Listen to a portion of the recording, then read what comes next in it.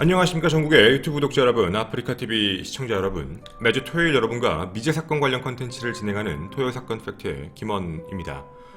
오늘 여러분과 함께 진행하게 될 이 사건은 그냥 우리가 표면적으로 봤을 때 두려움을 유발하는 소재 쪽에 대한 초점보다는 조금 더 어떻게 그런 과정이 나왔고 그런 순서가 나왔을지를 생각하다 보면 조금 더 구체적인 내용을 알 수 있게 됩니다. 그래서 오늘 여러분에게도 그런 의문점과 궁금증을 함께 전달하고자 이 컨텐츠를 준비를 했고, 무엇보다 중요한 건 결론이긴 하지만 아직 이 악마는 잡히지 않은 상태입니다. 그래서 여러분들에게도 제가 그동안 진행했던 모든 미제 사건은 다 이렇게 말씀드렸습니다. 우리의 관심이 되게 중요한 것이다 라고 말씀을 드렸죠. 제목처럼 만약에 이 범인이 연쇄살인마가 맞다면 이 살인마는 2006년을 기점으로 현재 12년간 우리들 눈앞에 나타나지 않은 상태입니다. 정확하게는 나타나지 않은 건지 아니면 다른 곳에서 또다시 범행을 저지르고 있는데 우리가 그거를 모르는 건지 우리도 좀 생각을 해봐야 될 시간이라고 느껴집니다. 오늘 여러분과 함께 시작하게 될 첫 번째 포인트는 실종부터 시작하도록 하겠습니다. 별일이 없을 줄 알았던 조용한 공간입니다. 강원도 동해시로 함께 가서 이야기를 드리도록 하겠습니다. 2006년 3월 8일 저녁 9시 40분 긴급한 전화 한 통이 동해 경찰서로 전화 오게 됩니다. 당시 전화를 했던 사람은 이렇게 말을 합니다. 우리 딸이 지금 실종됐습니다. 딸이 실종됐다고요? 언제부터 실종됐어요? 오늘이요. 경찰의 입장에서는 실종이라는 표현과 단순 가출이라는 표현은 굉장히 다른 문제입니다. 실종이 됐다는 건 분명히 어떤 범죄 같은 데 연관이 되어서 사라졌다는 얘기가 되고, 단순 가출이라는 건 자의적으로 떠났다는 얘기 때문이죠. 근데 대부분 그 기준 자체가 시간적인 텀을 두고 있는데, 지금 이분이 전화해서 실종됐다라고 표현하지만 막상 마지막으로 연락된 게 언제죠? 2006년 3월 8일 저녁 8시에 직장 상사랑 통화한 것까지는 확인을 했는데 지금 집에 1시간 40분 이상 도착하지 않고 있어요. 당연히 우리가 생각을 하고 경찰분들도 생각을 했을 땐 이건 실종이라고 보기보다는 좀 더 기다려봐야 될 문제처럼 보여지기도 합니다. 당연히 제일 처음 물어볼 건 인적사항인 거죠. 나이가 몇 살이죠? 24살입니다. 이름은 혹시 뭔가요? 이름은 김다혜 씨였습니다. 혹시 직업이 뭔데요? 라는 경찰의 질문에 가정 방문을 하는 그 학습지 교사셨던 거죠. 당시에 마지막으로 방문했던 곳 자체도 강원도 동해시의 부곡동에 있는 거기 아파트 마을 단지들이 있습니다. 그 한 아파트 동에서 마지막 수업을 한 뒤였던 거죠. 마지막 수업을 하고 저녁 8시 정도쯤에 직장 상사에게 마지막 수업을 했다라고 업무 종료에 대해서 보고를 하고 그 통화가 끝난 뒤 실종된 상태였습니다. 평소에 연락이 없이 귀가하지 않거나 외박을 아예 안 하는 되게 성실한 사람이었다라고 알려져 있거든요. 물론 가족들의 입장이었던 겁니다. 하지만 경찰의 입장은 좀 달랐던 거죠. 아니 24살 정도면 친구들 관계나 연인들 관계에서 연락 없이 그렇게 시간이 지날 수도 있는 거고, 아직 1시간 40분밖에 안 지났는데 이렇게 되는 건 좀 너무 급한 거 아닐까? 라고 생각을 하고 있던 거죠. 하지만 분명 가족들은 이럴 사람이 아닌데 라고 이야기했고, 부곡동에 있는 아파트와 지금 여기 있는 이 김다혜 씨가 사는 아파트가 그렇게 먼 거리가 아니었거든요. 당시 자차도 갖고 있는 상태라 한 5분 정도면 분명히 도착할 수 있는데도 불구하고 아예 연락이 안 된다는 겁니다. 그리고 핸드폰도 꺼져 있는 상태다. 그래서 걱정이 돼서 전화를 하셨던 거죠. 물론 이 부분은 가족들만 느낀 것도 아니었습니다. 김다혜 씨 친구들도 마찬가지로, 그리고 상사도 마찬가지로 절대 친구들과 뭔가 어울려서 다음날 일정이 있고 일이 있음에도 불구하고 무언가 그렇게 술을 마시거나 밤늦게 다니는 사람이 아니었던 거거든요. 즉 경찰의 입장과 그리고 가족들의 입장은 좀 다른 상황이었던 겁니다. 하지만 경찰은 이분에 대해 가족이 너무 걱정을 하고 있기 때문에 두 가지 가능성을 다 열어둔 겁니다. 일단 가출일 수 있다. 물론 가족들에게 얘기하진 않지만. 그리고 실종일 수도 있다. 이것도 한번 확인을 해두자 라고 얘기를 해서 두 가지의 가능성을 열고 일단은 생존 신호부터 확인을 해보게 됩니다. 근데 생존 신호가 조금 이상했습니다. 정확히 말씀드리면 김다혜 씨가 생존해 있는 걸로 확인이 됩니다. 생존 신호가 뜨는 거죠. 제가 그동안 컨텐츠를 하면서 여러분에게 그 생존 신호라는 표현을 썼었는데, 실종되거나 사라진 사람에 대한 부분에서 카드 내역 사용이 있는지, 핸드폰을 사용한 내역이 있는지, 이런 부분으로 그 사람이 살아있는지 아닌지를 생존신호로 판단하게 됩니다. 근데 이 중에 핸드폰에서 생존신호가 확인이 됩니다. 김다혜 씨의 핸드폰이 반복적으로 켜졌다가 꺼졌다가를 반복하면서 기지국에서 위치가 잡히는데 반복적으로 도시를 이렇게 왔다 갔다 이동하고 있는 것으로 확인이 됐던 겁니다. 이 사실을 알게 된 경찰은 가족들에게 말을 전합니다. 이거 살아있는 걸 수도 있는데, 그러니까 이제 가출일 수 있어요. 지금 보시면 핸드폰 위치 신호가 확인이 됩니다. 가출에 대한 부분에 무게를 좀 둬야 되겠다라고 얘기하면 어쨌든 찾아야 되는 문제가 생긴 거죠. 그렇게 찾는 방법을 찾으며 차량 조회를 통해 CCTV를 판단하려고 할 때쯤이었습니다. 차량 수배를 했던 거죠. 그녀의 차량이 발견됩니다. 근데 이 차량이 좀 이상하게 발견됩니다. 분명히 그녀의 생존신호상 이동 동선이 나왔으면 자동차와 함께 움직였어야 되는데 이 차량은 움직이지 않은 상태로 어느 곳에 주차된 채 확인이 됐습니다. 그녀가 타고 있었던 빨간색 마티즈 차량입니다. 이 차량이 확인된 공간은 어디였냐면 당시 마지막으로 과외했던 장소로부터 4km 떨어져 있는 강원도의 동해체육관 넓은 주차장에 주차되어 있었습니다. 장기 주차하는 차량도 많고 되게 넓고 딱 트인 공간이거든요, 이곳이. 경찰은 되게 이상하다라는 생각을 하고 차량이 왜 이곳에 있지? 차량을 두고 이동했나? 아예 잠적을 한 건가? 차량 조사를 하고 있는데 차량 내부를 확인하던 경찰이 깜짝 놀라게 됩니다. 그리고 이 차량 내부를 보고 단순 가출이 아닐 가능성이 높다라고 판단한 겁니다. 뭐였냐면 차량 내부에는 무언가 뒤진 듯한 흔적으로 소지품이 다 흐트러져 있는 상태였습니다. 그리고 여기까지만 보면 그럴 수 있다라고 볼 수 있을지는 모르겠지만 이게 하나 문제였습니다. 뒷좌석에 당시에 마지막으로 입고 있었던 김다혜 씨의 옷이 있었습니다. 옷만 있었다면 옷을 갈아입었겠지라고 얘기할 수도 있을지 모르겠지만 속옷까지 전부 있었습니다. 즉 유류품들이 뒷좌석에 다 뒤섞여 있었던 상태였죠. 즉 차량 내부에서 뭔가 일이 있었을 것 같다라고 추측할 만한 상황이었던 겁니다. 하지만 경찰은 이 차량 내부에 대한 조사에서도요, 무언가 실종이라면 범인이 있을 수 있는데 범인과 관련되어 있는 어떠한 실마리도 나오지 않게 됩니다. 도리어 한 가지 흔적이 나오게 됐다면 바로 이 흔적인데, 이 승용차 자체가 체육관에 그 수도가가 따로 있죠. 바깥에 있는 그 수도가 옆자리에 주차가 되어 있었고요. 차를 안과 밖을 물걸레로 전부 다 닦아놓은 흔적이 있었습니다. 정말 작은 지문의 흔적 하나 없이 전부 다 닦고 유일하게 남긴 건 이제 소지품이었던 거죠. 그리고 더 중요한 건 사람이 실종된 겁니다. 사람은 없는 상태로 발견됐던 거죠. 자, 일단 저희는 실종 단계에서 차량 분석까지만 말씀을 드렸습니다. 아직 김다혜 씨가 어디 있는지 모르는 상황인 거죠. 근데 우린 여기에서 아마 한 5가지 정도를 생각해 볼 수 있을 것 같은데 이게 굉장히 복잡합니다. 첫 번째 우리가 생각해 볼 수 있는 게 뭐냐면, 당연히 상황적으로 이제 보게 되면 가출로 처음에 무게를 뒀을 가능성이 있었을 수 있지만 차량이 발견되고 이상한 점들이 나타나기 시작했다는 것. 누구도 자신의 옷 그리고 속옷까지 그냥 두고 내부를 다 닦고 나머진 다 어지럽혀 놓은 상태로 가출한다라고 보기는 어렵습니다. 뭔가 범죄랑 관련성이 있다라는 느낌.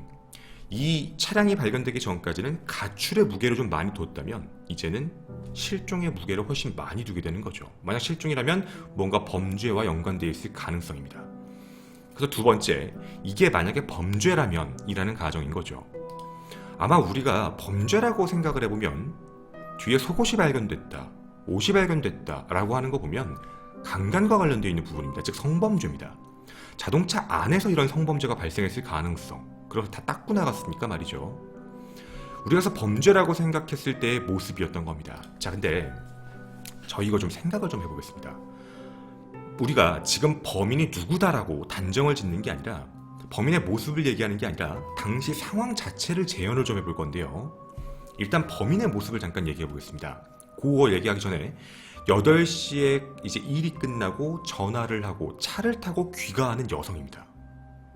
이 사람은 어떻게 강간을 할까요? 달려가는 차를 부딪혀서? 그러기에는 차량엔 어떠한 흔적도 없습니다. 지나가는 차량을 세워서? 과연 모르는 낯선 남자가 차를 세웠을 때 차문이 열리는 상태까지 갈 수 있을까요? 아시다시피 차량은 대다수가 주행 중에는 문이 잠깁니다. 그리고 어디에도 외부의 공격 흔적이 없거든요. 그럼 우리가 지금 떠오를 수 있는 것도 과연 범인이 혼자일까? 면식법, 비면식법을 논하기 전부터 상황을 설명해 볼 때의 얘기죠. 혼자서 이런 일을 저질렀을지, 여러 명이서 저질렀을지, 또 다른 문제는 장소적인 문제입니다. 과연 이게 성범죄와 정말 관련이 있는 사건이라면 납치는 어디서 했을까? 납치를 이 체육관에서 했다라고 보기는 좀 어렵거든요. 그리고 두 번째, 만약 강간 및 그리고 혹시나 살인과 관련된 사건이 벌어졌다면 그건 또 어딜까? 그리고 최종적으로 차량을 둔 이곳 체육관은 도대체 누가 왔을까? 더불어 마지막, 김다희 씨는 어디로 간 걸까? 분명 우리가 생각했을 때 체육관 자체에서 납치를 하고 체육관에서 일을 일으키고 옷을 다 벗긴 채 이동을 했다라고 하는 건 좀 위험한 상황입니다. 눈에 띌 수도 있는 상황이고, 만약 체육관 내에서 이런 일을 벌였다면 공범이 필요합니다. 혹은 차량이 한 대 더 있어야 됩니다. 그렇게 해야 이동을 시킬 수 있을 문제가 있거든요. 나체 여성을 그냥 말 그대로 들쳐업고 밖에 다닐 수 있는 상황은 아닌 겁니다. 자, 그리고 세 번째, 그럼 우린 체육관에 대해서 좀 깊게 얘기해 볼 건데, 체육관의 목적은 분명 차를 닦기 위한 공간입니다. 우린 그렇게 보는 게 합리적입니다. 주차해놓은 자체가 일단 수도과 옆이었고 분명 차량을 닦고 버리고 왔거든요. 그럼 우리가 생각할 수 있는 건 차량을 닦고 버리기 위해 체육관으로 왔답니다. 그리고 자신의 흔적을 지워버린 거죠. 그러면 우리가 생각할 수 있는 건 체육관에 온 사람이 범인입니다. 그러니까 차량을, 피해자 김다희 씨의 차량을 가지고 여기까지 온 거죠. 그럼 시신은요? 만약에 시신이라면 김다희 씨 시신을 여기까지 갖고 와서 그렇게 할 필요는 없습니다. 너무 번거롭거든요. 위험하고.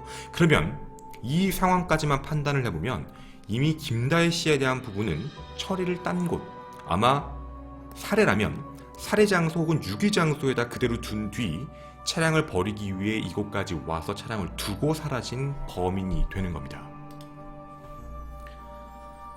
자, 그럼 우리가 여기서 판단할 수 있는 건 범인의 색깔이 되게 여러 가지가 됩니다. 면식범, 비면식범, 거기까지 얘기하면 너무 경우의 수가 많아지기 때문에 지금 당장 동선만 놓고 봤을 때는 범인이 공범일 수도 있고요. 공범이라면 차를 같이 타고 다니는 사람이 있다는 겁니다. 그게 아니라면 단독범이라면 김다희 씨의 차량을 타고 다니면서 유기했다는 겁니다. 굉장히 어떻게 보면 소름 돋는 상황인 거죠. 만약에 정말 단독범이었다면 김다희 씨의 차량을 탈취한 뒤 그 안에 성과 관련되어 있는 문제를 일으키고, 만약에 살해를 했거나 일을 일으켰다면 어딘가에 유기를 했고 그 상태에서 차량까지 두고 닦고 갈 만큼의 계획성 및 여유가 있는 남자일 확률이 큰 겁니다. 자, 그리고 네 번째입니다. 차 밖이나 안을 닦은 이유에 대한 부분인 건데, 분명히 이 부분은 이렇게 생각할 수 있을 것 같습니다. 자신의 지문이나 흔적이 남겨질 가능성에 대해서 판단을 했던 것 같습니다. 그래서 약간 꼼꼼한 성격일 수 있다라고 보게 되는데, 자신의 신원이 노출될 문제에 대해서 지웠다는 거거든요. 그런데요, 의류품에 대한 거는 딴 게 없었습니다. 우리가 상식적으로 봤을 때 자신의 흔적이 남을 것 같고 무언가 그곳에 자신의 타액 같은 게 묻었을 것 같다라고 판단하면, 이 정도로 꼼꼼하게 차를 닦고 다닐 범인이라면 그 안에 있는 김다혜 씨의 모든 소지품을 꺼내와서 불을 태우거나, 그리고 여기는 강원도 동해입니다. 예를 들어서 다른 말 그대로 바다 같은 데다 갖다 버리거나, 방법은 되게 여러 가지의 방법이 있습니다. 근데 굳이 옷은 그냥 뒀다라는 부분인 거죠. 그리고 되게 신기한 건, 옷은 성범죄와 관련이 있으면 대부분 찢어져 있거나 늘어나 있습니다. 강압적인 거잖아요. 근데 그런 게 아무것도 없습니다. 뭔가 분명히 꼼꼼한 성격의 범인이지만 의류품까지 굳이 건드릴 필요가 없었다는 건 성범죄일 확률 자체가 정말 높을 겁니다. 자, 성범죄의 특징상 정말 성범죄를 일으켰다면 옷이 찢어지거나 늘어나거나, 그리고 자신의 타액이 묻는 문제, 분명히 묻을 수 있거든요. 그런 문제라면 그걸 버리는 게 정상적입니다. 근데 이 범인은 이렇게 하지 않았다는 건 두 가지 경우였습니다. 첫 번째, 성범죄가 목적이 아니었을 수도 있다. 두 번째, 의류품 자체를 자기가 손대지 않았답니다. 사실 성범죄와 관련돼서 이런 일도 분명히 있습니다. 피해자가 느끼기에 자기보다 훨씬 더 많은 사람이거나 훨씬 더 무섭거나 덩치가 크거나 심리적으로 압박을 크게 당했을 때 상대방이 벗어라 라고 명령을 했을 때 벗는 경우도 있습니다. 그럴 때는 대부분 성과 관련되어 있는 문제가 실제로 터지긴 하지만 의류품에 대해서는 범인의 흔적이 아무것도 안 나오게 되는 거죠. 두 가지 경우였습니다. 무조건 없다고 볼 수는 없지만 또 있다고 보기도 애매한 상황. 우리가 지금 여기 있는 상황들을 다 살펴보면 범인은 되게 이상하게 나오게 되는 겁니다. 복잡하죠. 그리고 다섯 번째, 모든 분들이 아마 공감할 내용입니다. 휴대폰이 좀 이상합니다. 왜 껐다 켜졌다 했을까에 대한 문제죠. 분명 납치를 해서 우리가 그냥 단순하게 추측할 때는 뭔가 사람이 살아있다라는 신호를 주기 위해서 일부러 범인이 껐다 켰다 하면서 위치를 계속해서 노출시키면서 혼돈을 줬을까? 라고 생각할 수 있는데요. 사실 그렇게 할 필요가 범인 자체의 입장에서는 없습니다. 굳이. 범인의 입장에서 왜 핸드폰을 껐다 켰다 하면서 자신의 위치를 노출시켰을까에 대한 거거든요. 자기가 그렇게 어떻게 보면 자신의 신원에 대해서 남길 게 아예 없었다라고 판단을 했던 상황인 것 같은데 왜 굳이 핸드폰에 대한 문제였을까? 사실 이거에 대한 부분도 많은 TV 프로그램에서도 얘기를 많이 했습니다. 아니 근데 문제는 이거에 대해 직접적으로 얘기한 프로가 많이 없었는데 저희도 이거는 이번에 회의를 할 때 계속해서 물어봤던 부분 중에 하나입니다. 저도 제 나름대로 이해가 가지 않았던 거였거든요. 어떻게 보면 자신의 위치를 노출시키지 않고 소지품을 다 뒀던 범인이 핸드폰을 가져간 거면 그럴 수 있다 치는데 왜 하필 껐다 켰다 했을까? 범인의 행동과 뭔가 밸런스가 맞지 않았던 거였거든요. 당연스럽게 첫 번째 경우에서 우리도 얘기한 건 뭔가 알리바이의 수사의 혼선 이런 걸 범인이 주려고 했다. 그 정도를 생각을 했었습니다. 근데요, 왜 혼선을 주죠? 여러분도 혹시 그런 생각이 혹시 드십니까? 왜 굳이 혼선을 줄까? 자기가 모든 걸 철두철미하게 계획을 하고 준비가 다 끝낸 상황인데 그렇게까지 할 필요까지는 없었거든요. 도리어 그렇게 하는 행동이 자신의 위치를 더 노출시킬 수 있을 확률이 높습니다. 범인의 동선이 왔다 갔다 하는 게 보이기 때문이죠. 두 번째였습니다. 사실 저희도 그냥 했던 얘기 중에 하나기는 한데 과연 핸드폰을 가지고 있는 사람이 범인일까? 라는 생각이었습니다. 핸드폰을 가지고 있던 사람이 첫 번째, 김다혜 씨일 수 있다. 그럼 김다혜 씨가 바로 사망하지 않고 김다혜 씨가 나름대로 가지고 있던 생존 신호일 확률이지 않을까? 예를 들면 납치된 공간이라든가 납치된 차량 같은데 자신의 몸에서 소지하고 있는 게 아니라 다른 곳에 넣어놓고 생존 신호를 보낸 게 아니었을까? 그것도 저희들끼리 추측이었습니다. 그런데요, 그렇게 하기에는 또 한 가지 문제입니다. 핸드폰을 켰으면 비밀번호고 뭐고 필요 없습니다. 112만 누르면 어떤 핸드폰이든 전화는 갑니다. 핸드폰을 킬 여유는 있었지만 핸드폰을 전화를 할 여유까지 없었다라는 게 과연 이게 매치가 될까에 대한 문제도 약간의 문제였죠. 그럼 두 번째입니다. 김다혜 씨가 아니면 누구일까? 조심스럽게 생각한 건데 이거 제3자가 아닐까? 뭐 예를 들면 핸드폰을 주운 사람이라던가 그냥 지나가던 핸드폰이 있어 주웠다가 주인에게 돌려주지 않는 사람, 그냥 가끔씩 핸드폰 잠깐 켰다가 뭐 없나 하고 켰다가 잠겨있으면 볼 수 있는 방법은 없거든요. 지금까지 핸드폰은 발견이 안 됐습니다. 혹시 그런 사람이었을까? 굳이 만약 살인이라면 범인이 핸드폰을 가질 필요가 정말 없는데 이런 좀 뭔가 투머치한 행동을 했다라는 문제죠. 그럼 우리가 지금 이 상황에서 보게 되면 혹시 공범이 있다면 그 핸드폰을 키면서 왔다 갔다 했을 수 있는 사람도 있을 수 있겠다. 즉 핸드폰 자체를 범인이 갖고 있었다라고 보는 것보다는 김다혜 씨보다는 제3자보다는 공범, 이런 확률로 좀 더 넓게 저희끼리 생각을 했습니다. 어찌되었든 휴대폰에 대한 의문점도 이 정도가 나왔던 거죠. 자, 이제 우리는 조금 시간을 더 보내보도록 하겠습니다. 약 일주일 정도의 시간이 흐르게 됩니다. 2006년 3월 14일 강원도 동해시 망상동에는 심곡 약천마을이라는 곳이 있습니다. 많은 사람들이 관광지처럼 학생들이건 뭐 주부분들이건 가끔 들리셔서 가는 되게 농촌 지역이기도 한데요. 약 100여 가구가 거기 조그마한 마을을 꾸미고 살고 있고 주민이 약 270여 명 정도 살고 있습니다. 되게 조그마한 동네인 거죠. 3월 14일 봄철 영농 준비를 하고 있던 퇴비살포 작업입니다. 그걸 도와주기 위해 약촌마을로 갔던 40세 박씨가 그날 오전 일을 하다가 목이 말라서 이 약촌마을에 있는 되게 유명한 하나의 우물이 있습니다. 바로 이 우물입니다. 옛날부터 있던 우물이었거든요. 마을 사람들은 이곳에서 물을 자주 마십니다. 이 안에 들어가서 물을 마시려고 우물에 바가지를 가져다 댔는데 뭔가 물이 이상하게 나왔던 겁니다. 한참을 기다려도 물줄기가 너무 약하게 나와서 물이 잘 안 찼던 거죠. 이게 이런 적이 없는데? 라는 생각이 들었던 바로 이분이었습니다. 이 박씨는 이물질이 안에 들어서 입구에 꼈구나 라는 생각이 들어서 그 위에 있는 나무로 막아놓은 부분이었습니다. 좀 무겁지만 뭐 사람 성인 남자면 누구나 밀 수 있는 무게 정도였던 것 같습니다. 혼자 그걸 밀었는데 그 안에서 무언가 이상한 걸 눈에 확인하게 됩니다.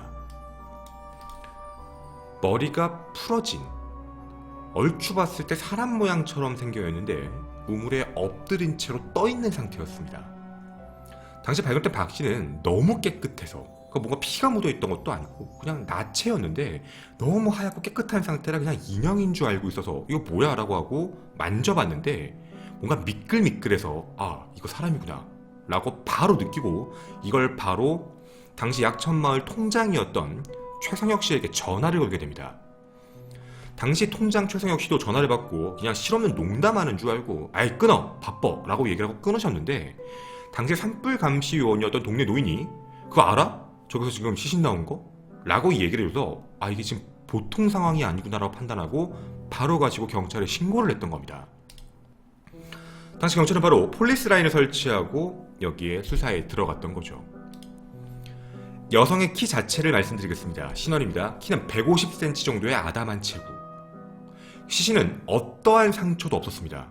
굳이 있다면 귀걸이가 빠지면서 나온 상처 정도 같은 거? 정말 깨끗한 상태였습니다. 알몸의 시신 형태였는데 주변 어디에서도 소지품이 확인이 안 됐습니다. 그리고 마을 사람들은 누구인지 모릅니다. 우리 마을에 실종된 사람 없는데? 되게 작은 동네니까 다 알 수 있는 거죠. 누구도 모르는 사람. 사인은 경부 압박 질식사입니다. 목이 졸려서 사망한 상태였던 거죠. 그리고 한 가지 특이한 점은 이 우물의 깊이는 60에서 70cm 정도였습니다. 대체 그녀는 누구였을까요? 실종 신고를 바탕으로 근방을 확인했는데 의외로 금방 나왔습니다. 아마 여러분도 아실 겁니다. 바로 이곳에서 6km 떨어져 있는 동해시에 살고 있었던 바로 김다혜 씨입니다. 6일 전 3월 8일 실종됐던 바로 이분이십니다. 이렇게 시신의 형태로 우리들 눈앞에 나타나게 됐던 거죠. 자, 저희는 이제 조금 더 깊게 분석을 해서 들어가 봐야 될 상황입니다. 자, 자살 및 사고사 아닙니다. 주변에 옷 소지품도 없을 뿐더러 나체로 와서 죽었다. 누가 나체로 걸어와서 죽을 일은 없거든요. 뿐만 아니라 깊이도 말이 안 됩니다. 키 150cm 정도 되시는 여성분께서 60에서 70cm가 되는 우물에서 그렇게 해서 사망했다. 더불어 사인이 뭔가 익사가 아니라 경부압박 질식사라는 거죠. 자, 그러면 우리가 여기서 추론할 수 있는 건 사망한 채로 여기까지 오신 겁니다. 그럼 우리가 앞에서 왔던 마티즈와 결합을 좀 시켜보면 어느 정도 느낌이 올 것 같은데요. 차량을 2대를 움직였을까? 아니면 1대로 움직였을까?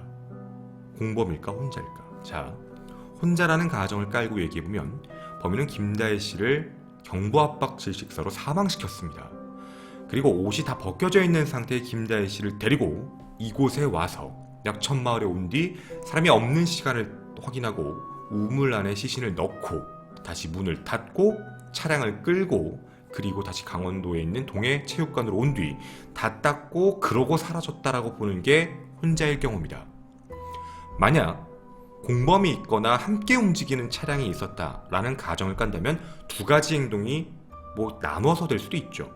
김다희 씨를 태운 차량은 바로 이곳으로 왔고, 김다희 씨가 탔던 차량은 바로 체육관으로 가서 처리를 했고, 이렇게 볼 수 있는 상황인 겁니다.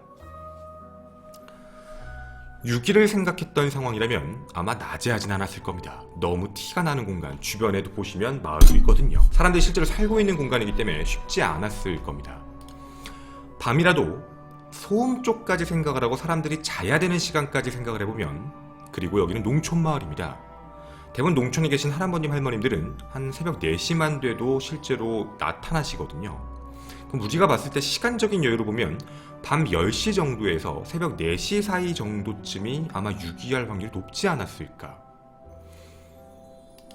근데요, 과연 이 사람이 이 동네를 모르는 사람일까요?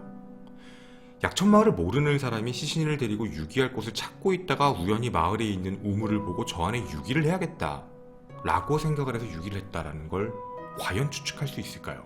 이게 더 무언가 깊은 산골짜기거나 아니면 누구도 확인할 수 없는 공간처럼 느껴진 곳이라면 그럴 수 있다 보는데, 너무 겉에 티가 나는 공간이기도 합니다. 분명 언젠간 들킬 수밖에 없는 공간이거든요. 도대체 왜 이곳에 어떤 사람이 와서 했을까? 더불어입니다. 당시 이쪽에 대한 지도에 대한 부분인데, 여러분도 보시면 아시겠지만 우측에 10분만 나가면 바다입니다. 그리고 보시다시피 산도 많습니다. 깊은 산이거든요. 마음먹고 유기를 하겠다라고 했다면 굳이 우물을 찾아서 할 필요까지는 없었습니다. 그냥 근처에 있는데 안 보이는 곳, 그런 야산의 유기라는 게 더 빨랐을 테지만 말이죠. 근데 왜 하필 이 우물이냐는 겁니다. 그러면 적어도 범인의 심리 상태상 내 생각에는 이곳에 유기를 하면 조금 사람들에게 더 덜 보일 것 같아. 바다보다는 산보다는, 이런 생각을 했을 가능성이라는 겁니다. 그렇다면 아마도 우리가 추측하는 건 범인은 이쪽을 알고 있을 가능성이 높다 정도입니다. 절대로 모르는 사람이 이런 행동할 필요는 없거든요. 자, 그리고 우리는 그 다음 우물에 대한 이야기를 좀 해보고자 합니다. 질감이 있는 것까지는 알겠는데 우물 덮개에 대한 부분인 겁니다. 자, 여러분도 혹시 그런 느낌 드십니까? 150cm 정도 되는 여성을 어떻게 우물 안에 넣었을까요? 자, 첫 번째 경우의 수부터 좀 말씀을 드리자면, 시신을 들쳐 엎는다, 우물로 간다, 시신을 내려놓는다, 우물의 위에 있는 나무를 옆으로 치운다, 시신을 넣는다, 문을 닫는다. 위험합니다. 시신을 옆에 둔 상태에서 누군가에 노출될 확률이라는 게 분명히 있거든요. 그러면 이쪽에 와서 일단 시신을 차에 두고 사람이 있는지 없는지 확인을 한 뒤 내린 범인이 먼저 위에 있는 나무를 치우고 그 다음 사람이 없는 걸 확인한 뒤 그 이후에 시신을 들쳐매고 와서 아마 이렇게 했을 것 같습니다. 근데요, 몸에 어떠한 상처도 없다라고 얘기를 했거든요. 150cm 정도 되는 피가 하나도 밖에 나와 있지 않은 정상적인 여성의 시신입니다. 몸에 힘이 없기 때문에 경부압박 질식사로 이미 사망해 있는 상태였기 때문에 몸이 되게 축 처진 상태로 많이 무거웠을 겁니다. 일반적인 힘에 있는 사람이 들쳐업고 와서 넣었다면요, 추측이건데 여기 지금 보시다시피 다 돌입니다. 어딘가에 긁혔어야 되는 흔적도 있습니다. 이렇게 넣는 과정에서 어딘가에 긁힌다거나 이랬으면 그럴 수 있는데요. 또 하나 더, 시신을 넣을 때 풍덩 소리가 들립니다. 그럼 제일 좋은 방법은 뭐냐면 시신을 좀 걸터놓고 조금씩 넣는 방법이 가장 빨랐을 겁니다. 조심스러웠다라는 점이겠죠. 근데 자세적으로 봤을 때는요, 시신이 얼굴과 상체 쪽, 앞쪽이 떠있는 게 더 쉽습니다. 몸이 그렇게 구부러지니까. 몸을 들쳐 업고 자신의 몸에 들쳐 엎여 있는 상태에서 자신을 이렇게 잡아서 이렇게 우물에 내려놓게 되면 당연히 시신은 상반신이 앞쪽에 위로 나와야 됩니다. 근데 아까도 말씀드렸지만 지금 이 시신은 뒤집어져 있는 상태에서 확인이 됐거든요. 그 좁은 공간에서 살아서 움직인 건 절대 아닙니다. 이미 경부압박 질식사로 왔기 때문에 익사가 아니었거든요. 폐에 물이 찬 게 아니었기 때문에. 그렇게 우리가 보게 되면 범인이 이상할 정도로 시신을 앞쪽 방향으로 해서 넣었다라는 부분인 건데, 이걸 과연 이런 방식을 굳이 왜 썼을까에 대한 문제입니다. 근데 이걸 왜 썼다라고 보기보다도 이걸 해보려고 생각을 해보면 쉽지 않다라는 부분이죠. 공범이 있었을까요? 근데 사실 공범이 있을 때도 문제입니다. 여러분은 상상을 좀 해보시면 좋을 것 같은데, 공범이 있으면 시신은 앞쪽 면이 뜰 확률이 높죠. 당연한 겁니다. 앞에서 팔을 잡고 누군가 다리를 잡아서 든 상태, 그러니까 몸이 휘니까 그 상태로 이렇게 조심스럽게 넣으면 당연히 몸이 상 쪽이 앞쪽에 나와야 되는 게 맞거든요. 그걸 누가 반대로 해서 집어넣지는 않습니다. 공범이 있다 치더라도요. 범인이 공범, 즉 시신을 유기를 할 때 둘이 있었다라고 보기는 조금 위험합니다. 그럼 혼자서 했다는 얘기인데, 혼자서 시신을 그런 상태로 누르면서 어떠한 상처도 입히지 않았다라는 점은 아마도 범인이 좀 뭔가 체격도 그렇고 힘적인 부분이 좀 강한 편이 아니었을까 정도를 추측해 볼 수 있는 상황이기도 합니다. 쉽지 않았을 거거든요. 앞쪽으로 특히 상처 없이 넣는다라는 점, 그것도 옷도 입지 않은 사람을, 옷이라도 있으면 그렇게 잡아서 넣을 텐데 말이죠. 우리가 추측하는 건 아마 몸이 좋을 수도 있겠다 정도입니다. 자, 그럼 우린 이 정도에서 시신이 이동된 부분까지 함께 생각을 해봤습니다. 차량이 어떻게 됐을까? 같이 있을까? 아니면 김다혜 씨 차량으로만 했을까? 자, 이제 그러면 시신의 모습까지 여러분에게 말씀을 드렸기 때문에 우리가 궁금한 건 언제 사망했을지에 대한 부분입니다. 시신이 어떠한 상처도 없고 시신을 처음 만졌을 때 뭔가 미끌했다라고 하니까 사망한 지 얼마 안 된 거 아닐까라고 추측을 하실 수 있을 것 같습니다. 당시 시신이 전혀 부패가 안 된 상태로 확인됐기 때문에 이게 좀 몇 번 돌아다니다가 이렇게 된 거구나 라고 하실 수도 있는데, 부검 결과가 완전히 달랐습니다. 왜냐면 위 내용물 자체에서 먹은 음식물이 확인됐는데, 그 음식물이 바로 마지막으로 과일을 냈던 아파트에서 어머니가 주신 과일이었습니다. 키위입니다. 소화가 안 된 키위가 발견됐는데, 일반적으로 사람이 긴장한 상태가 아니면 평균적으로 5시간 정도면 소화가 다 됩니다. 근데 이게 남았다라고 얘기를 하는 건 8시 이후에 실종됐던 김다혜 씨는 5시간 내에 살해가 된 겁니다. 즉 당일입니다. 근데 왜 부패가 안 됐을까에 대한 부분인데, 추측입니다. 분명 시신을 살해하고 나서 바로 그 당일 새벽에 5시간 정도니까 8시 정도 이후 5시간 안에 사망을 시킨 뒤 새벽 시간 그날 유기를 했을 거라고 추측을 하고 있는 건데, 부패가 안 된 이유 첫 번째는 너무 추웠습니다. 당시가 3월이었고요. 그리고 강원도입니다. 두 번째는 기온 변화 자체를 적게 받았습니다. 우물 속에 있어서 햇빛이 들어온 것도 아니었고요. 그리고 햇빛에 닫혀있는 상태였던 거죠. 그래서 수온 유지 자체가 되어 있었고 되게 추웠기 때문에 어떻게 보면 약간 냉동처럼 되어 있었던 겁니다. 그래서 부패가 진행이 덜 됐던 거죠. 자, 그러면 우리는 여기서 추측할 수 있는 건 당일날이었습니다. 당일날 살해하고 당일날 이동시켰다. 그리고 이곳에 바로 와서 시신을 유기하고 있었다는 점입니다. 자, 그럼 우린 여기까지 상황을 좀 정리해 보겠습니다. 추측컨대 조금 범인은 뭔가 체격이 더 크고 힘이 좀 더 셀 수 있습니다.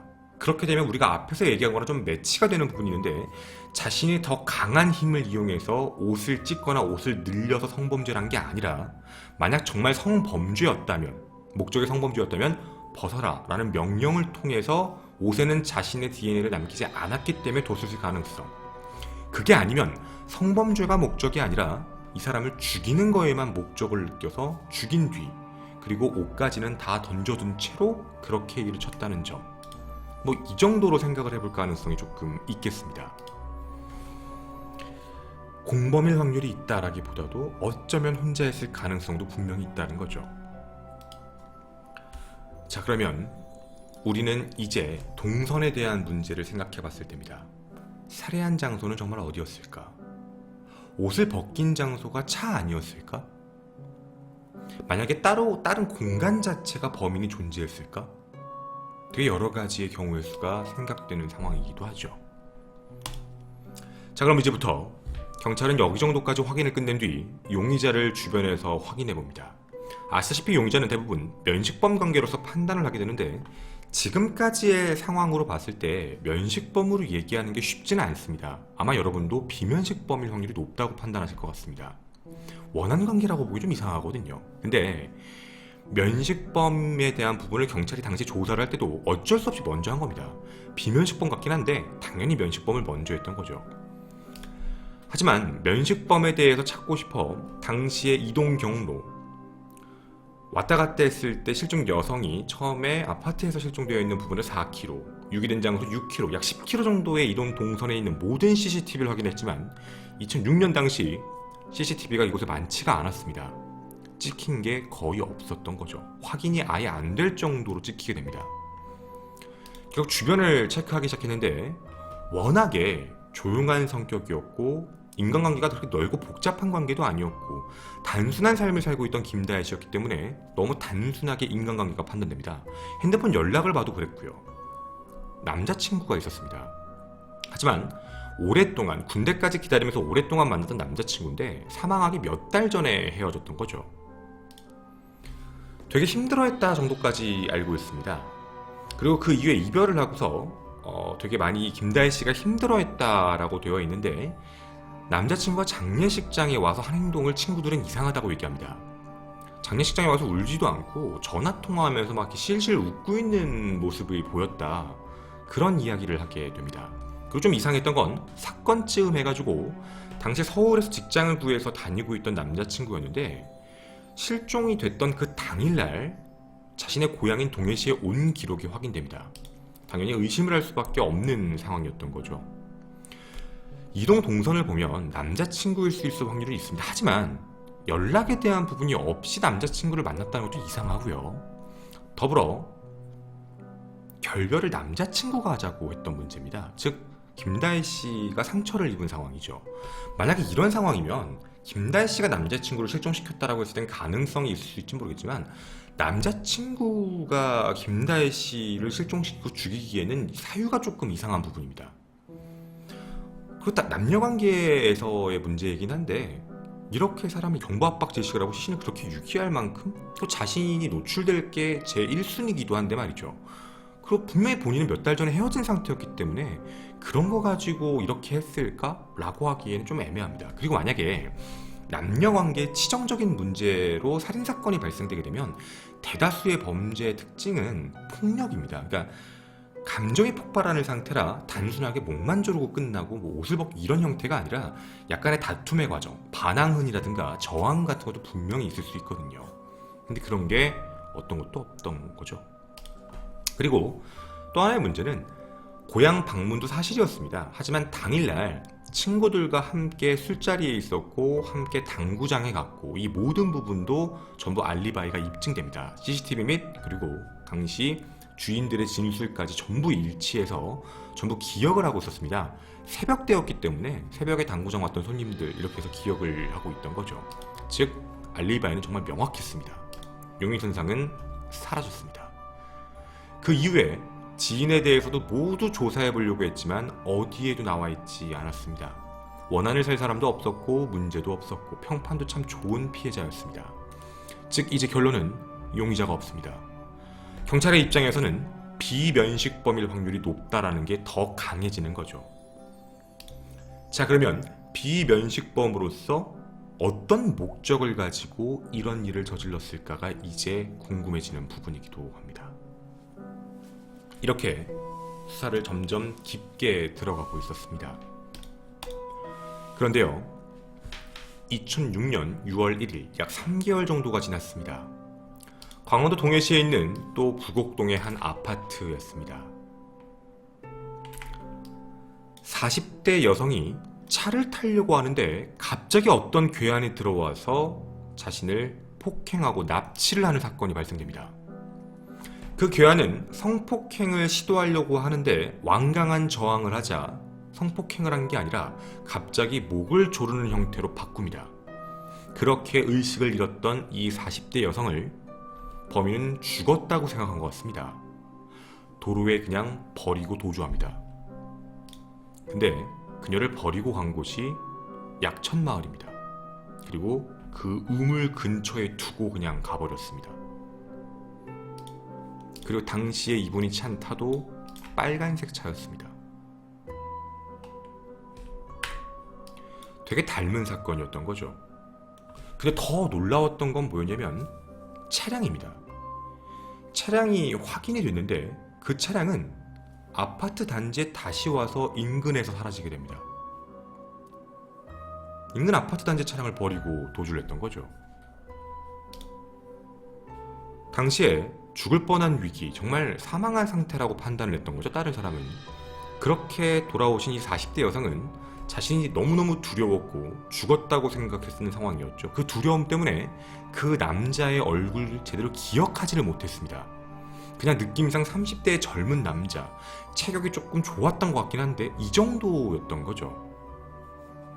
당시에 자기가 살아있는 걸 범인이 알면 또 죽이러 올까봐 두려워서 당시 경찰 수사에 협조라고 몽타주까지 만들었지만 범인을 못 잡았습니다. 자, 지금 우리가 이 상황을 보게 되면 3개월 뒤에 똑같은 사건 같은 게 또 발생된 겁니다. 그럼 우리는 또 여기서 이거 같은 범인일까? 라고 생각할 수 있는데, 일단 납치 장소에 대한 걸 제외하고 좀 공통적인 걸 좀 봐보겠습니다. 첫 번째, 부곡동 아파트입니다. 저 아파트 단지에서 두 번째 공통점, 빨간 차를 타고 있던 혼자 있는 여성. 그리고 나서 성범죄와 관련된 행동을 하려고 하다가 그리고 목을 졸라 죽이려고 했다는 점, 그리고 죽었다고 생각을 했겠죠. 그리고 유기한 방식이 똑같습니다. 약천에다가 버려두고 갔으니까 말이죠. 그것도 이번에는 우물이 아니라 대놓고 두고 간 겁니다. 분명 유사성이라는 걸 존재한다라는 걸 알 수 있는 건 사실입니다. 손으로 제압했다. 그리고 죽였다고 생각했고 실제로는 그녀는 살아났던 것. 반복을 했을까? 똑같은 일을 한 같은 범인일까? 우리가 지금 생각해야 되는 문제는 여기서 내용을 좀 합쳐서 생각을 해봤을 텐데요. 과연 당시에 사건 정보가 외부에 알려져서 모방범죄가 터졌을 가능성에 대한 것도 생각은 해봐야 됩니다. 하지만 당시에 첫 번째 이 사건이 되게 유명한 사건이라서 당시 조사도 많이 하고 경찰들도 부곡동 근처에 많이 있었습니다. 유사 범죄를 저지른다라고 보기에도 정말 간이 배 밖으로 나오지 않는 한 계속해서 경찰이 부곡동 아파트를 탐문조사하고 있는 상황이었고 아직 끝나지도 않은 상황이었음에도 불구하고 이런 걸 반복적으로 따라했을 사람이 있을까? 그리고 하나 더, 행동 자체에 대한 부분인 건데 너무 디테일하게 비슷했던 겁니다. 외부에 알려져 있는 것보다 디테일한 거죠. 지금이야 언론 매체를 통해 많은데 알려졌으니까 우리가 내용을 알고 있을 수 있을지 모르겠지만 당시엔 그 정도까지는 아니었습니다. 어떻게 이 정도까지 따라할 수 있지? 근데요, 우리가 여기서 좀 생각을 해봤을 때 두려운 점이 하나 있습니다. 이게 만약에 둘이 같은 사람이라면 비면식범으로서 뭔가 사이코패스틱한 범죄를 저지르는 건데 첫 번째 사건과 두 번째 사건이 뭐가 달랐는지 혹시 아십니까? 첫 번째 사건은 자신이 실종됐던 그 부곡, 그곳에서 위로 마을, 그리고 그 밑으로 4km 떨어진 곳에 차를 두고 왔습니다. 동선이 이렇게 나왔던 거죠. 그런데 두 번째 사건은 아파트, 그리고 우물이 있는 마을, 그리고 다시 차는 이쪽. 동선이 비슷합니다. 위와 아래. 근데 짧아졌습니다. 두 번째, 옷을 벗기지 않고 곧바로 목을 졸랐습니다. 그리고 시신을 자기는 죽였다고 생각했을 거니까 우물에 집어넣은 게 아니죠. 우물에 집어넣는 그 번거로운 행동까지 한 게 아니라 그냥 버려두고 갔습니다. 무슨 소리냐면 똑같은 사람이라면 대담해진 겁니다. 범행에 대한 자신감 혹은 자신이 했던 것 중에 이건 좀 시행착오였어, 너무 그렇게까지 할 필요 없어, 이런 부분에 대한 게 좁아졌다는 겁니다. 엄청나게. 이게 같은 사람이란 전제죠. 다른 사람이라면 모방범죄겠지만. 그럼 우리는 한번 생각을 해보겠습니다. 목적이 강간이었을까요? 사실 피해자의 진술에 따르면 자신 들어와서 폭행을 하고 강간을 하려고 했다라는 표현을 하고 있는데 이게 진짜인지 아닌지 좀 애매합니다. 자신을 폭행을 하면서 강간하려고 했다라고 한다면 기절을 한 상태거나 자신이 제압을 한 상태에서 강간을 하면 되거든요. 첫 번째 피해자의 몸에서도 강간의 흔적이 없었습니다. 아예 깨끗했으니까 말이죠. 그럼 두 번째도 강간이 목적이 아닌 살해의 목적이었는데 그걸 피해자가 혹시 다르게 이해한 게 아닐까라는 부분에 대한 것도 있는 거죠. 물론 이건 상황에 따라 다른 겁니다. 기억을 제대로 못하니까 말입니다. 자, 그럼 우리가 지금 여기까지 보면 첫 번째 사건, 두 번째 사건이 어느 정도는 그럴 수 있다. 경찰은 비상이 걸립니다. 당시 경찰들도 이걸 외부에서는 다른 사건이라고 얘기했다고 합니다. 왜냐면 시민들이 불안 심리가 조장될 수도 있고 그리고 무서울 수 있으니까 말이죠. 하지만 당시 경찰은 외부에는 다른 사건, 내부에서는 연쇄라는 판단을 하고 있었던 상황이라고 합니다. 20일이 지났습니다. 6월 23일 동해시 부곡동 이 아파트에서 또다시 사건이 발생합니다. 빨간색 승용차를 타고 있던 40대 여성이 차 안에서 통화 중이었습니다. 당시 가게를 마치고 저녁 8시 남편과 집에 도착을 했습니다. 저녁을 먹고 도착을 했기 때문에 같은 차를 타고 왔고 남편분은 먼저 집으로 올라갔고 이게 약간 가족과 통화를 하기 위해서 아내는 차에 남아 전화를 하고 있었던 거죠. 근데 얼마 안 있다가 남편에게 전화가 온 겁니다. 빨리 내려가 보라고. 비명소리를 들었다. 그래서 당시 남편이 내려갔더니 이미 상황은 끝난 상황이었습니다. 도착을 했더니 당시에 살려주세요라는 말을 들었던 아파트 베란다에 담배를 피우고 있는 해병대 군인, 휴가 나온 군인이 그걸 보고 뛰어들어가서 잡으려고 했더니 도망을 쳤던 거죠. 못 잡았습니다. 즉 어떻게 보면 뭐 강간 미수 혹은 납치 미수, 살인 미수 뭔지는 모르겠습니다. 어쨌든 미수 사건이었습니다. 당시 이 얘기가 동하고 이 부곡동 아파트 내 동해시 내에서는 빨간색 차량에 대한 괴담이 퍼지기 시작합니다. 빨간 차만 노린다. 아이들에게도 빨간 우산 같은 거 쓰지 마. 빨간 옷 입지 마. 이런 것처럼 괴담이 퍼지기 시작을 했던 거죠. 공통점이 분명히 존재했습니다. 세 가지 사건이 전부 다. 첫 번째로는 시간적인 게 비슷합니다. 대부분 저녁 8시에서 10시 사이에 이 부곡동 아파트에서 했거든요. 지리도 똑같습니다. 이 아파트에서만 했습니다. 세 가지 사건이 다 반경 150m 안에서만 발생된 사건이었거든요. 더불어 모두 빨간색 경차였습니다. 대담합니다. 얼마만큼 대담하냐면 정말 같은 범인이라면 두 번째 사건을 터지고 나서도 또 똑같은 곳에서 일을 저지릅니다. 경찰들이 계속해서 수사를 하고 있는 상황인데도 불구하고요. 자, 수법에 대한 유사성, 대담성도 점점 강해졌다는 부분. 우리가 추측할 수 있는 건 과연 불특정 다수를 노리면서 빨간 차만을 지켜보다가 범행을 저지른 범인일까에 대한 문제입니다. 시간이 항상 8시에서 10시 사이. 평상시에는 일반적인 직장 생활을 하고 있는 남자. 근데 이 남자는 퇴근 시간 이후에 빨간 차를 부곡동 아파트 근처에서 타고 다니는 여자를 지켜볼 가능성. 배회를 하고 있을까요? 정말로 딱 봤을 때 빨간 차다 해서 바로 범행을 한다? 쉽지 않습니다. 빨간 차가 무조건 여자가 타고 있다. 빨간 차는 좀 왜소한 여자가 타고 있다. 위험한 발언입니다. 그럼 혹시 같은 아파트 단지, 아파트 동 같은 데서만 발생됐기 때문에 범인이 지켜봤던 게 아닐까에 대한 의심점도 분명히 듭니다. 지켜봤다라는 표현은 다시 역으로 얘기하면 범인으로 보이는 사람이 이 아파트 근처에 거주할 가능성이 있다는 거죠. 실제로 첫 번째 피해자도 매주 수요일마다 그 아파트에 왔습니다. 같은 곳에 주차했고 같은 곳에 내렸고. 범행 시간대에 대한 일관적인 규칙성도 있다는 점. 그런 걸로 봤을 때 평상시에는 직장 생활할 가능성이 있는 남자. 그리고 자신의 근처에서만 찾았던 것. 그리고 자신의 근처에서 발각되더라도 눈에 띄지 않는 사람. 아니 왜 낯선 사람이 이 아파트 단지에 왔지? 낯설지 않으면 티가 안 나거든요. 자기가 용의자로 추적이 되더라도 그 아파트에 그 사람이 나타나는 건 정말 이상한 환경이 아닙니다. 담배를 하나 피면서 밖에서 서 있다 하더라도 외부의 사람이 그러면 이상하게 보이겠지만 자신이 그곳에 사는 사람이면 차를 감시하면서 보더라도 아무 문제가 없는 사람일 수도 있는 거거든요. 이게 만약 정말 연쇄 살인이라면 이 살인마는 자기가 처음에 저질렀던 범죄에 대한 인상의 강렬함, 그거에 대한 쾌락에 대한 부분을 놓지 못하고 두 번째 범행, 세 번째 범행을 저지르려고 했고 더 대담해진 겁니다. 내가 굳이 우물에 넣어도 다 못 찾네. 그럼 우물에 넣을 필요까지는 없지. 나하고 상관이 없으니까. 하지만 세 번째에는 군인에게 쫓겼습니다. 그리고 그 이후에 이곳에서는 어떠한 범행도 없었습니다.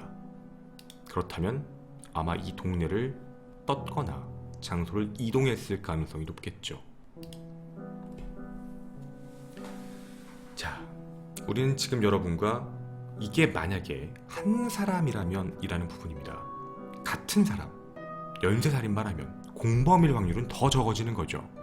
혼자서 이런 모든 행동을 했다. 가서 구타하고 차를 타고 납치해서 살인까지 저지르는 쾌락을 느끼는 빨간색 차량을 좋아했고, 그리고 혼자 있는 여성을 좋아했으며 오랫동안 지켜봤던 사람, 그런 목적을 달성하며 쾌락을 느꼈다라는 부분입니다. 범인의 모습을 서서히 마련해 가보도록 하겠습니다. 전제 조건을 깔겠습니다. 이 범인이 예를 들어 여러 사람이다. 즉 연쇄살인이 아니라 모방범죄다라는 부분의 확률은 적습니다. 경찰들만 알고 있는 걸 똑같이 했기 때문이었던 점. 그런 가정에서 만약 이게 혼자서 저지른 연쇄살인마에 대한 모습이라면 분명 어느 정도 체격이 있어야 되고 이쪽에 대한 지리를 정확히 알고 있어야 되며 약천마을까지 꼭 올라갔다가 다시 내려와서 하는 행동까지 했던 사람, 이 모든 중심이 바로 이곳입니다. 그리고 여성이 실종됐던 곳이 부곡동인데 그 부곡동에서 6km 떨어진 곳, 하지만 체육관은 4km 떨어진 곳, 그 다음엔 바로 그 근처에 차를 세웠던 점, 계속 부곡동을 중심으로만 있었던 점이었던 겁니다. 30대 남자일 확률이 높고 덩치가 크고 힘이 좀 있고, 그리고 자신의 힘으로 모든 사람을 제압할 수 있기 때문에 또 다른 흉기를 쓰지 않았을 가능성, 그리고 범인은 자신의 흔적을 단 한 번 남겼습니다. 바로 마지막 사건이었는데 그 안에서 뭔가 좀 다툼이 있는 사이에 우리가 얘기하는 그 뒤에 볼 수 있는 미러 사이에 머리카락이 하나 껴진 채 확인이 됩니다.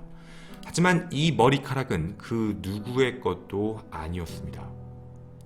작은 단서가 하나 나왔던 거죠. 룸미러 프레임에 껴있던 머리카락입니다. DNA를 확인해 본 결과 이 차량을 탔던 어떤 사람들, 가족 그 누구도 아니었습니다. 즉 범인의 것일 확률이 굉장히 크죠. DNA 전과자들, 주변 인물까지 모두 대조했지만 현재까지 일치한 DNA는 없었습니다. 바로 12년간 지금까지 왔던 거죠. 그리고 그 이후에도 어떠한 사건들도 없었습니다. 머리가 짧지 않은 사람, 짧았다면 군인 같은 것도 의심을 해봤겠지만 머리가 어느 정도 긴 사람, 남자, 범행을 저질렀던 사람, 이 정도로 생각을 해볼 수 있겠습니다. 2006년 당시 강원도 동해시의 부곡동에 살았던 한 남자이며 약간 사이코패스틱한 기질을 갖고 있는 남자, 그리고 이 남자는 자신의 DNA까지 남긴 상태, 아마도 이직 관련 문제 때문에 더 이상 이곳에서 범행을 저지르지 않는 것 같지만 이 남자는 빨간색 차량에 대한 무언가 환상 및 그 쾌락을 갖고 있는 남자일 확률이 큽니다. 아직도 우리들 사이에서 아무렇지 않게 살아 숨쉬고 있습니다.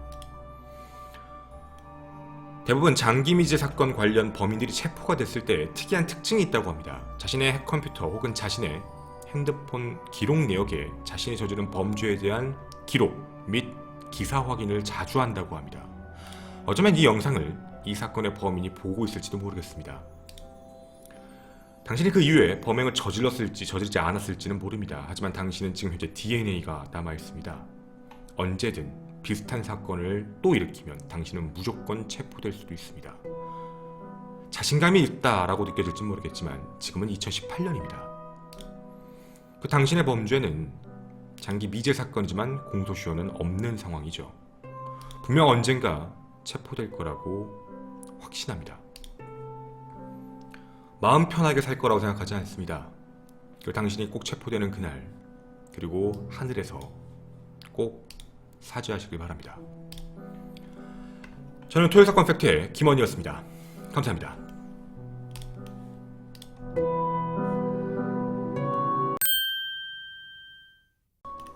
시신을 유기하는 방식을 봤을 때는 공범일 확률은 적다라고 생각을 합니다. 물론 이제 연속범이 연쇄 범죄가 맞았다면 혼자 한 게 맞는데, 만약에 정말 같은 범인이었다면 이 범인은 정말 무서웠던 건 자기가 어떻게 해서 차량을 납치 탈취를 하고 그 안에서 사람을 죽인 뒤, 그리고 시신을 유기하고 차량을 두고 닦아놓고 사라지는 행위까지 모든 걸 다 했다라는 거거든요. 그런 걸 봤을 때는 목적 자체가 살인일 확률이 높다라는 부분이에요. 물론 처음에는 성과 관련되어 있는 부분이 있었는지는 모르겠는데 이게 점점 강해졌던 것 같아요. 그러니까 살인에 대한 쾌락. 대부분 연쇄살인마는 강간행위에 대해서 쾌락을 느끼는 게 아니거든요. 대부분 살인과 관련되어 있는 문제라 그 강렬한 인상을 느낀다고 해요. 자기가 살인을 할 때 그 쾌감과 쾌락을 다시 느끼기 위한 행동으로 한다라고 얘기를 많이 하거든요. 그래서 첫 번째, 두 번째, 세 번째를 봤을 때 분명히 간결해지고 점점점 대범해진 겁니다. 원래는 세 번째에서 잡았어야 되는데 못 잡았던 게 되게 아까웠던 거거든요. 근데 세 번째가 아마 범인의 입장에서도 굉장히 무서운 상태였을 거예요. 정말 체포될 뻔했거든요. 까딱했으면 잡혔던 겁니다. 근데 좀 중요한 건 당시에 그런 일이 있을 때 순간적으로 도망을 쳤고 사라졌다는 거예요.